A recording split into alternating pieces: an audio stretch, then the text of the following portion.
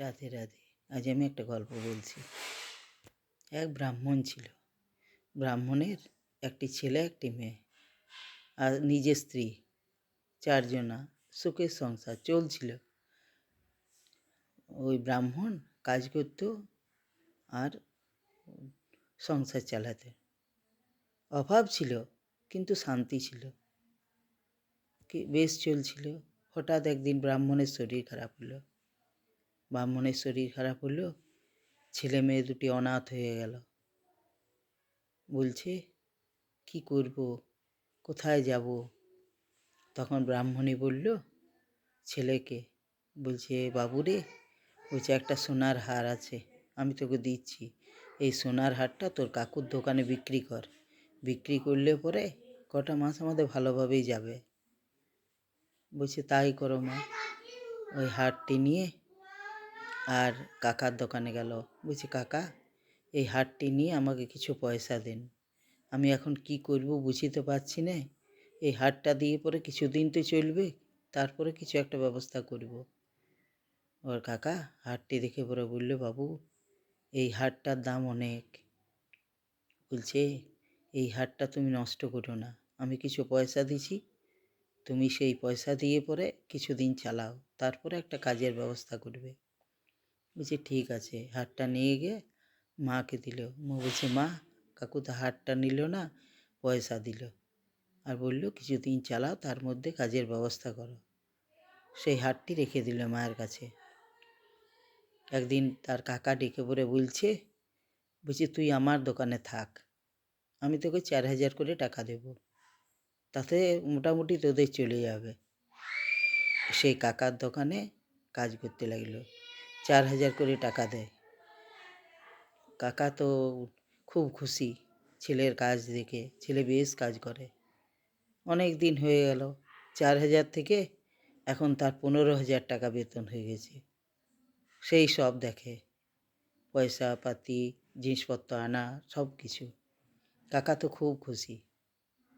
একদিন পাশের এক দোকানদার বলছে হ্যাঁ রে, তোর কাকা তোকে কত দেয়? তো বলছি 15,000। বুঝতে আমি তো 20,000 দেবো, তুই আমার দোকানে থাকবি। সে কাকাকে বলল যে কাকা, ওই দোকানে মালিক আমাকে বলছে 20,000 টাকা দেব, আমি ওর দোকানে থাকবো? তখন বলছে হ্যাঁ থাক। বলছে ভালো তো, 5,000 টাকা তো বেশি পাবি, থাক। সে কী করলো, পাশের দোকানে থাকলো। একদিন ওই মেয়েটি মানে বোনের সম্বন্ধ হয়েছে, বিয়ে। তো তখন ওর মা বলল যে বাবু এই হারটা বিক্রি কর, হারটা বিক্রি করে কিছু পয়সা আসবে, বিয়েতে কাজে লাগবে। হারটা নিয়ে যখন অন্য দোকানে গেল, তখন বলছে এই হারটা তো আসল নয়, এটা নকল হার।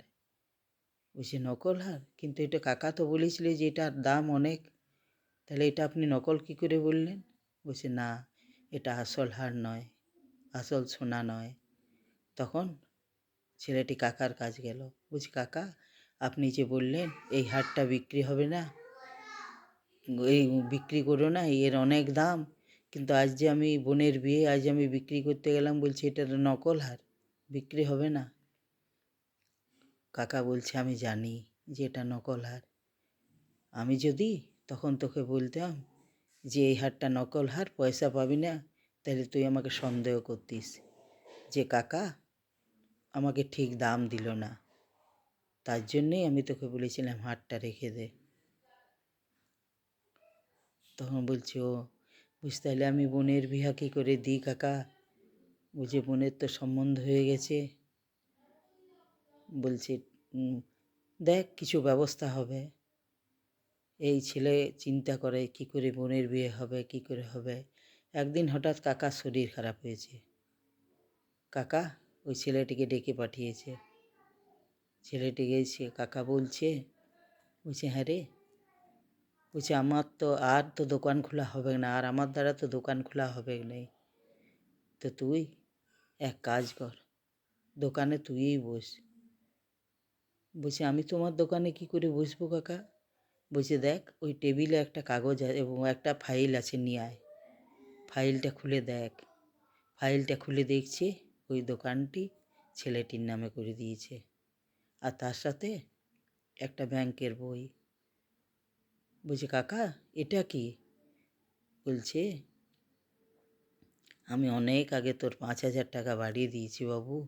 যে 5,000 টাকা তোর বাড়িয়ে দিয়েছিলাম সেটা আমি তোর খাতাতেই জমা করতাম। আজকে সেই খাতা 1.5 লাখ টাকা হয়েছে। আমি তোকে অনেক দিন আগে 20,000 টাকা বেতন দিচ্ছি, তাও তোর বিশ্বাস হবে না বলে আমি তোকে বললাম, তুই যখন বললি যে ওই দোকানে কাজ করব, আমি বললাম যা, ওই দেখ ওইটাতে পয়সা আছে, বোনের বিয়ে দে, আর দোকানটা তুই কর।